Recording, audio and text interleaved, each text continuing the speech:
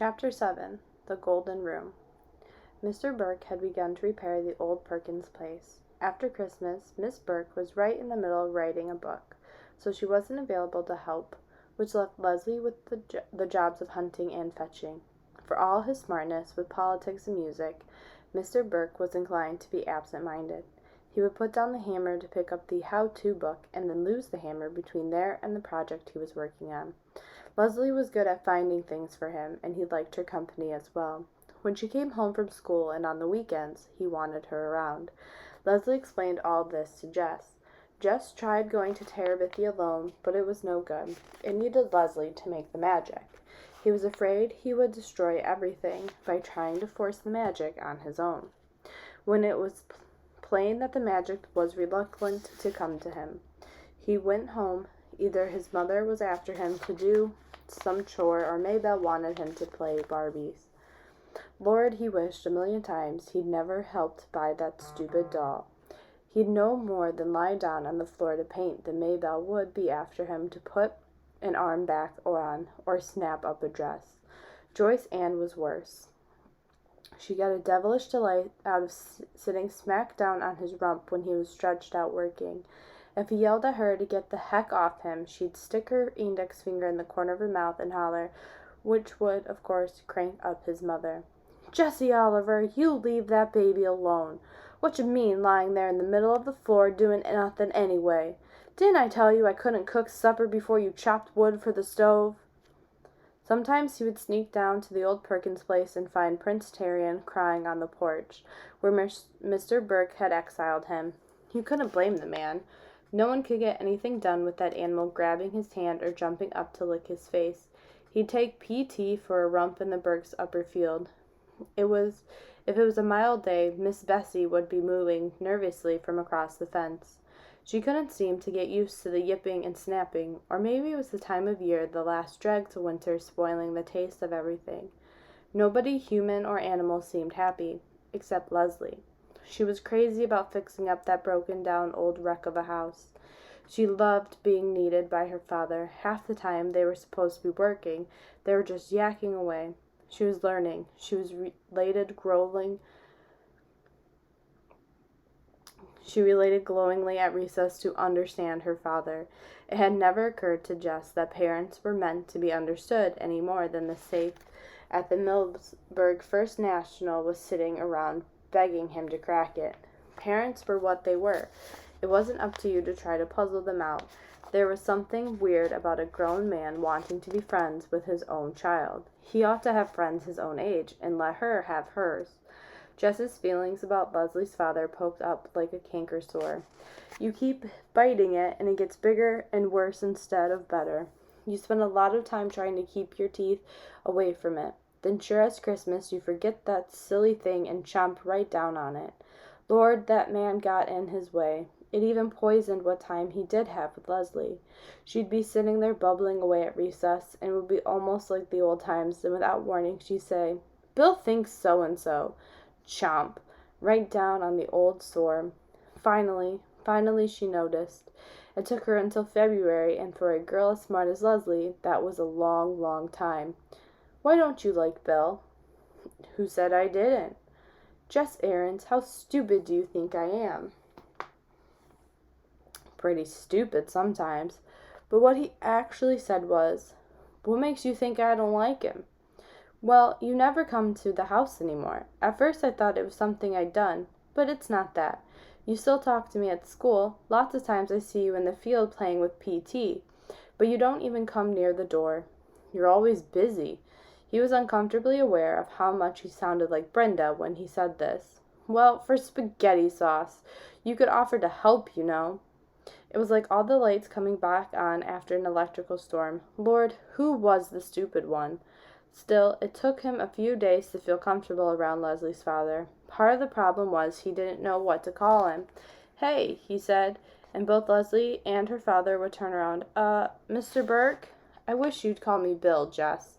"Yeah." He fumbled around with a name for a couple more days, but it came more easily with practice. It also helped to know some things that Bill, for all his brains and books, didn't know. Jess found he was really useful to him, not a nuisance to be tolerated or set out on the porch like P.T. "You're amazing," Bill would say. "Where did you learn that, Jess?" Jess never quite knew how he knew things, so he'd shrug and let Bill and Leslie praise him to each other, though the work itself was praise enough. First they ripped out the boards that covered the ancient fireplace, coming upon the rusty bricks like prospectors upon the mother lode.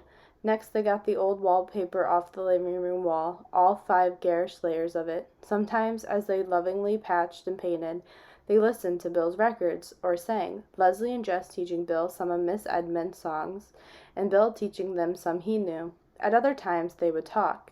Jess listened wonderingly as Bill explained things that were going on in the world.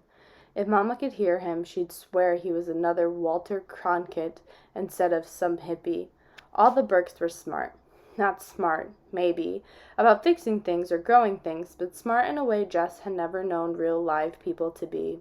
Like one day, while they were working, Judy came down and read out loud to them mostly poetry and some of it in Italian, which, of course, Jess couldn't understand. But he buried his head in the rich sound of the words and let himself be wrapped warmly around in the feel of the Burke's brilliance. They painted the living room gold. Leslie and Jess had wanted blue, but Bill held out for gold, which turned out to be so beautiful that they were glad they had given in. The sun would slant in from the west in late afternoon until the room was brimful of light. Finally, Bill rented a sander from Millsburg Plaza, and they took off the black floor paint down to the wide oak boards and refinished them. "No rugs," Bill said. "No," agreed Judy.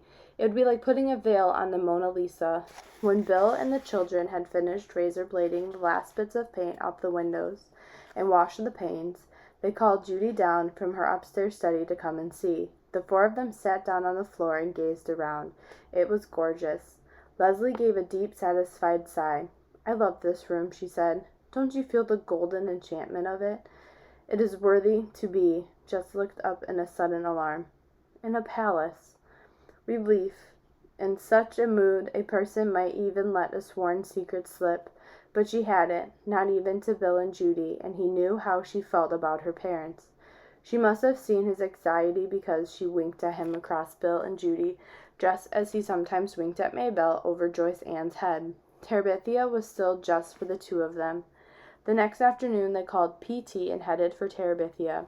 It had been more than a month since they had been there together, and as they neared the creek bed, they slowed down. Jess wasn't sure he still remembered how to be a king. "We've been away for many years," Leslie was whispering. "How do you suppose the kingdom has fared in our absence?" "Where have we been?" "Conquering the hostile savages on our northern borders," she answered.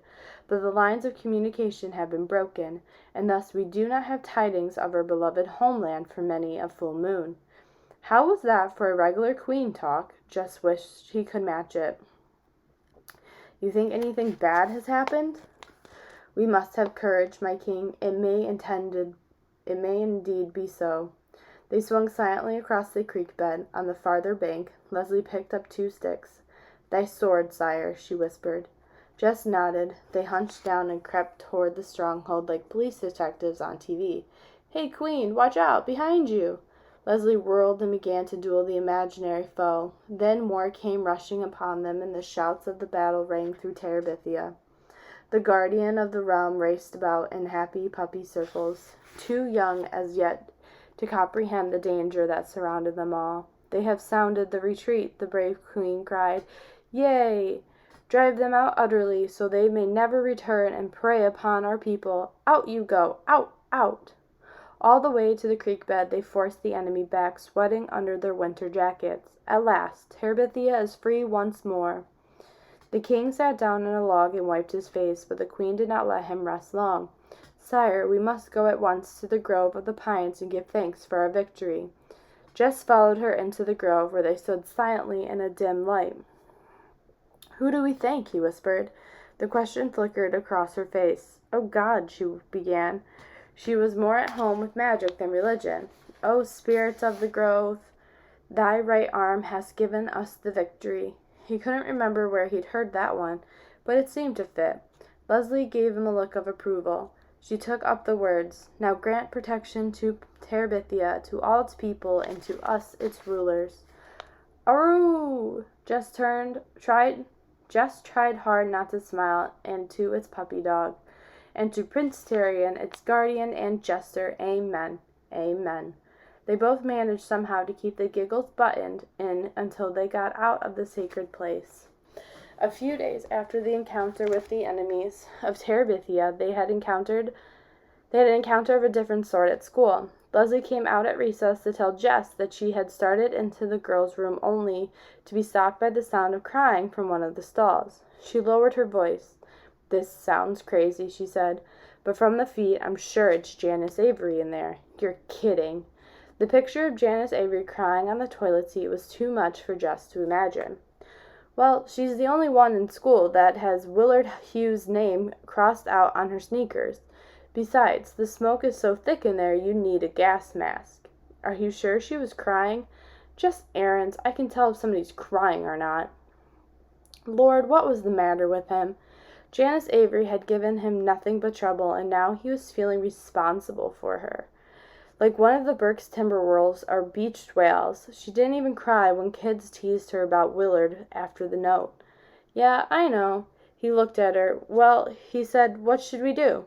"Do?" she asked. "What do you mean, what should we do?"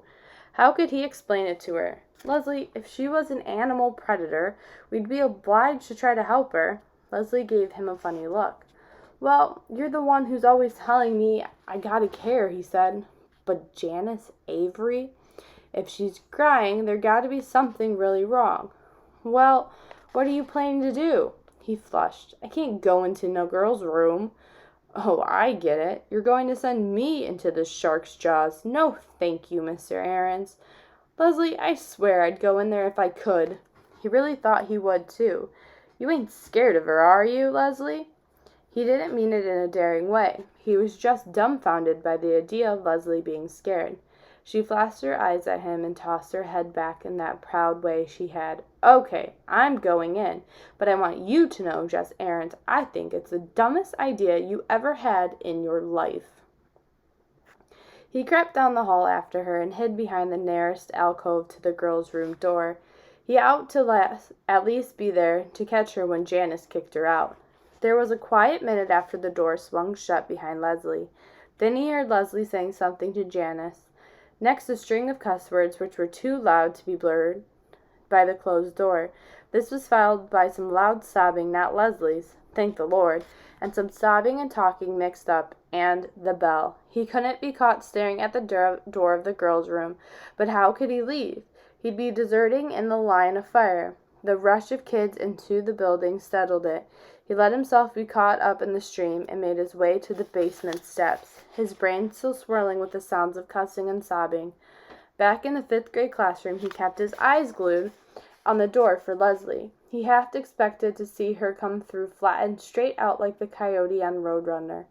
But she came in smiling without so much as a black eye. She waltzed over to Miss Myers and whispered her excuse for being late, and Miss Myers beamed at her with what was becoming known as the Leslie Burke special. How was he supposed to find out what had happened? If he tried to pass a note, the other kids would read it. Leslie sat way up in the front corner, nowhere near the wastebasket or pencil sharpener, so there was no way he could pretend to be heading somewhere else and sneak a word with her. And she wasn't moving in his direction, that was for sure. She was sitting straight up in her seat, looking as pleased with herself as a motorcycle rider who's just made it over 14 trucks. Leslie smirked clear through the afternoon and right on to the bus where Janice Avery gave her a little crooked smile on the way to the back seat. And Leslie looked over at Jess as if to say, "See?" He was going crazy, wanting to know. She even put him off after the bus pulled away, pointing her head at Maybelle, as if to say, "We shouldn't discuss it in front of the children." Finally in the safe darkness of the stronghold, she told him, "Do you know why she was crying?" "How am I supposed to know? Lord, Leslie, will you tell me? What in the heck was going on in there?" "Janice Avery is a very unfortunate person. Do you realize that?" "What was she crying about, for heaven's sake?" "It's a very complicated situation. I can understand now why Janice has so many problems relating to people." Will you tell me what happened before I have a hernia? Did you know her father beats her? Lots of kids' fathers beat 'em. Will you get on with it? No, I mean really beats her. The kind of beatings they take people to jail for in Arlington. She shook her head in disbelief. You can't imagine.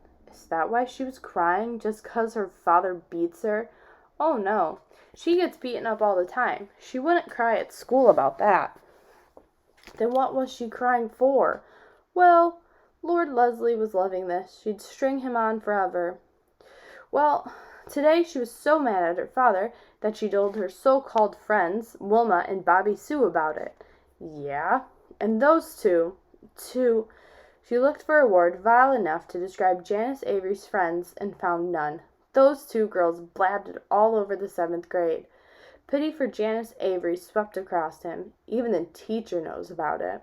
Boy, the word came out like a sigh. There was a rule at Lark Creek, more important than anything Mr. Turner made up and fussed about. That was the rule that you never mixed up troubles at home with life at school. When parents were poor or ignorant or mean or even just didn't believe in having a TV set, it was up to their kids to protect them. By tomorrow, every kid and teacher in Lark Creek Elementary would be talking in half snickers about Janice Avery's daddy. It didn't matter if their own fathers were in the state hospital or the federal prison. They hadn't betrayed theirs, and Janice had. Do you know what else? What? I told Janice about not having a TV and everyone laughing. I told her I understood what it was like to have everyone think I was so weird. What'd she say to that? She knew I was telling the truth. She even asked me for advice, as if I was dear Abby. Yeah?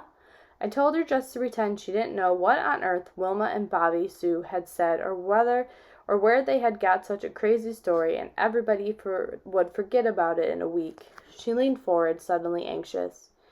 Do you think that was good advice? Lord, how should I know? Make her feel better?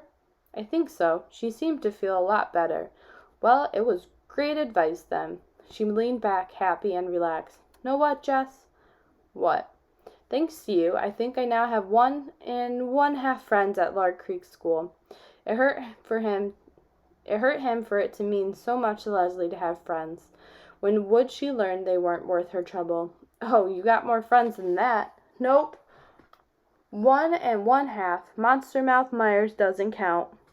There in their secret place, his feelings bubbled inside him like a stew on the back of the stove. Some sad for her and her lonesomeness, but chunks of happiness too. To be able to be Leslie's one whole friend in the world as she was his, he couldn't help being satisfied about that. That night, as he started to get into bed, leaving the light off so as not to wake the little girls, he was surprised by Mabel's shrill little, Jess, how come you still awake? Jess, I know where you and Leslie go to hide. What do you mean? I followed you. He was at her bedside in one leap. You ain't supposed to follow me. How come? Her voice was sassy. He grabbed her shoulders and made her look him in the eye. She blinked in the dim light like a startled chicken. You listen here, Maybelle Aarons, he whispered fiercely. I'd catch you following me again. Your life ain't worth nothing.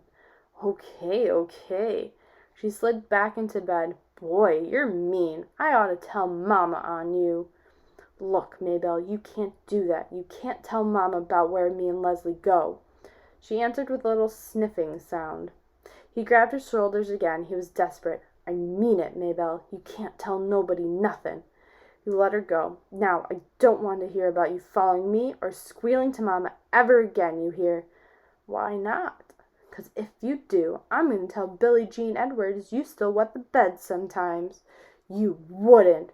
Boy, girl, you just better not try me.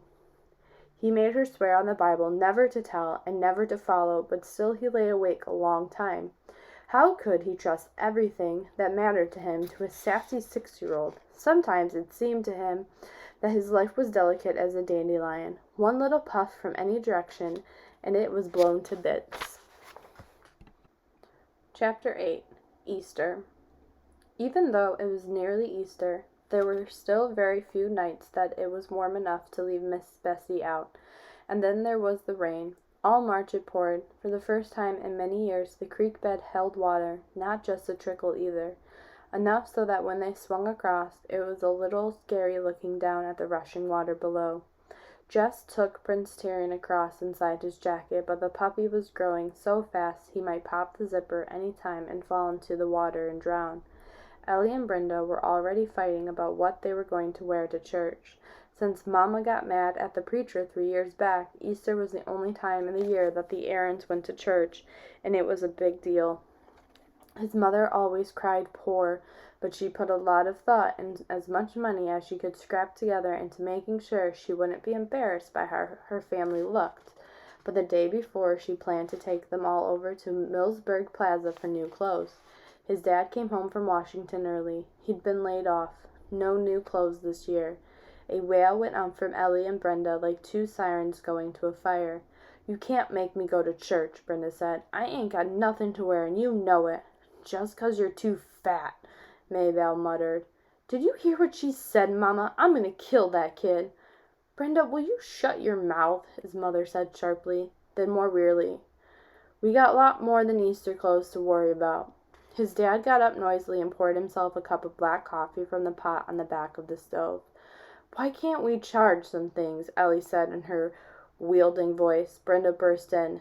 "Do you know what some people do? They charge something and wear it, and then they take it back and say it didn't fit or something.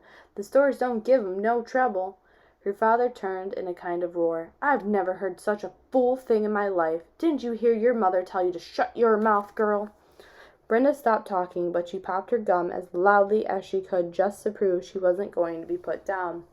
Jess was glad to escape to the shed in the complacent company of Miss Bessie. There was a knock. "Jess? Leslie, come on in." She looked first and then sat on the floor near his stool. "What's new?" "Lord, don't ask." He tugged the teats rhythmically and listened to the plink, plink, plink in the bottom of the pail. "That bad, huh?" "My dad's got laid off, and Brenda and Ellie are fit to fry 'cause they can't have new clothes for Easter." "Gee, I'm sorry about your dad, I mean." Jess grinned. "Yeah, I ain't too worried about those girls. If I know them, they'll trick new clothes out of somebody. It would make you throw up to see how those girls make a spectacle of themselves in church." "I never knew you went to church." "Just Easter." He concentrated on the warm udders. "I guess you think that's dumb or something." She didn't answer for a minute. "I was thinking I'd like to go." He stopped milking. "I don't understand you sometimes, Leslie." "Well, I've never been to a church before. It would be a new experience for me." He went back to work. "You'd hate it." "Why?" "It's boring." "Well, I'd just like to see for myself. Do you think your parents would let me go with you?" "You can't wear pants." "I've got some dresses, just errands."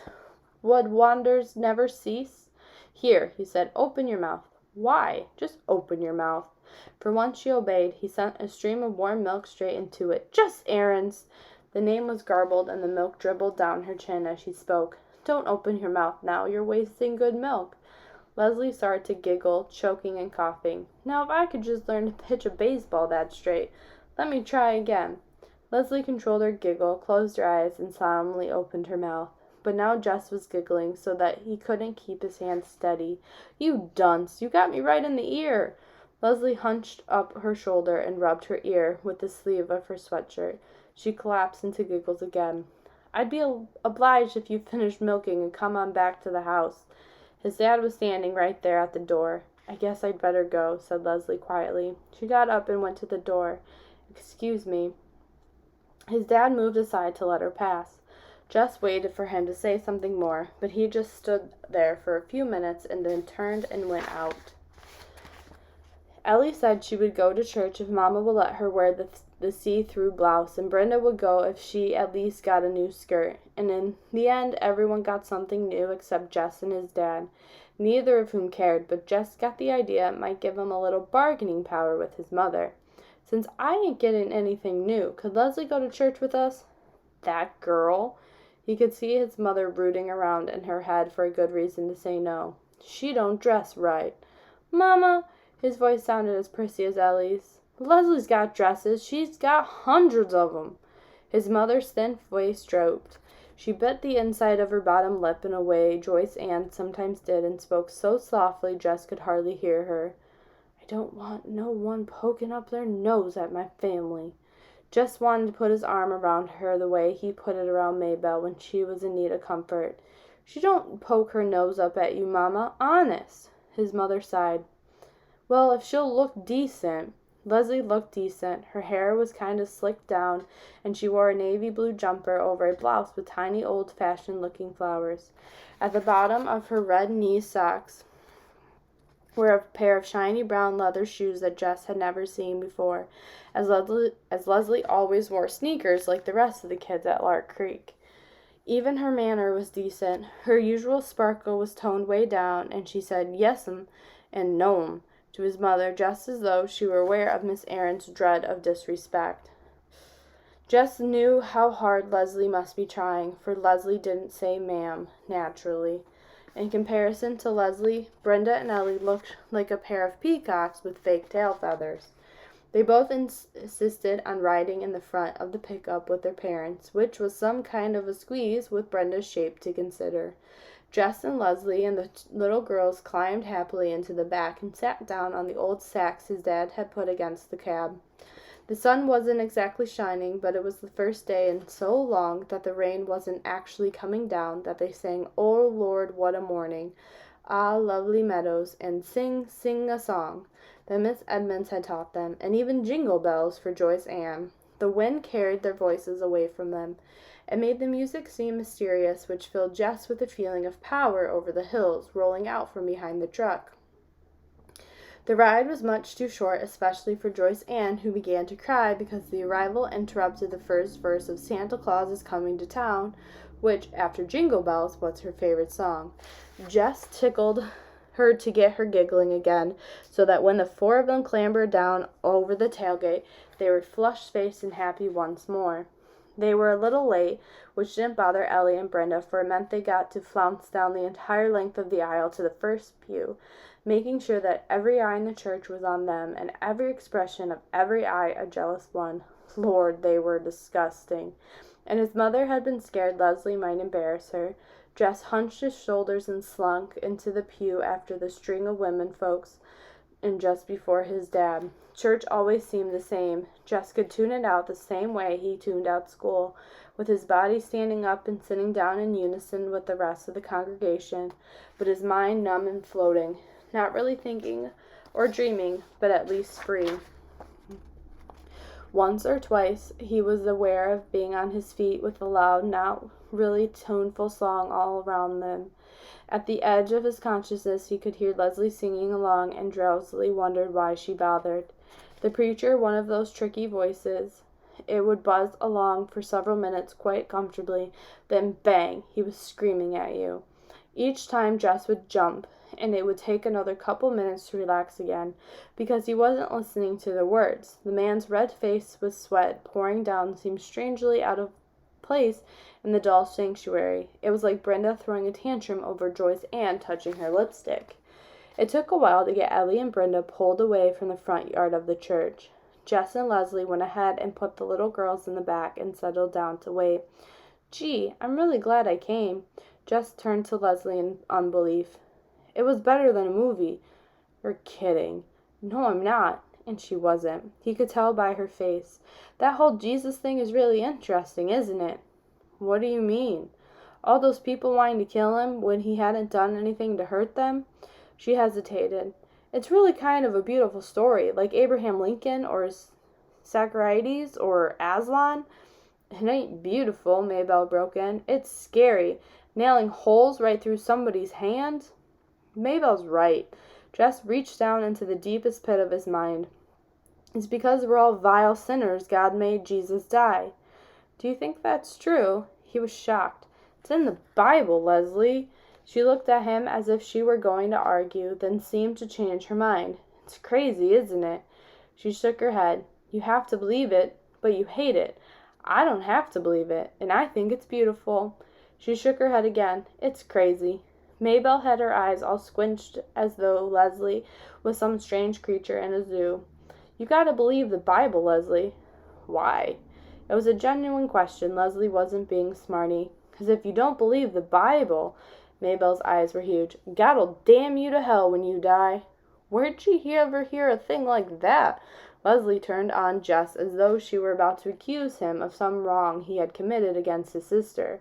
He felt hot and caught by her voice and words. He dropped his gaze to the gunny sack and began to fiddle with the raveled edge. "That's right, ain't it, Jess?" Mabel's shrill voice demanded. "Don't God damn you to hell if you don't believe the Bible."